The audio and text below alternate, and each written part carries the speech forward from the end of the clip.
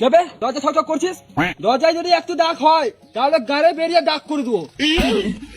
কে বে তুই? তুই কি গান মারাচ্ছিস সেটা আগে বল। এটা তো খোকনের বাড়ি, খোকন কই? 10 টাকা দে, তোর বলবো।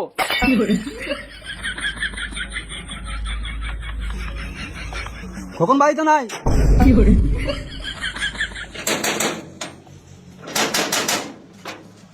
আবার কি গান মারি ঠক করছিস? তুই কে? 10 টাকা দে, তোর বলবো। এই মানে এখনই তো টাকা দিলাম, আবার কেন দেবো? গান মারা বলবো না। এই মানে একেলে তো আজব ঝামেলা।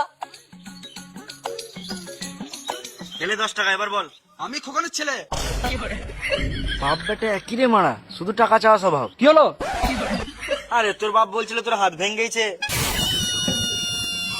উল্টো পাল্টা বলবি না, নাহলে তোর মুখে থুকে দেবো। কোথায় হাত লেগেছে আমার? কালকে দুটো হাতে করে মারলাম। চল মারা। ও মারা, খোকনের ছেলে নামে মিথ্যা কথা বলে আমার টাকাটা গান মেরে লিয়েছে। দাঁড়া, খোকনের গাঁটটা ফাটাচ্ছে।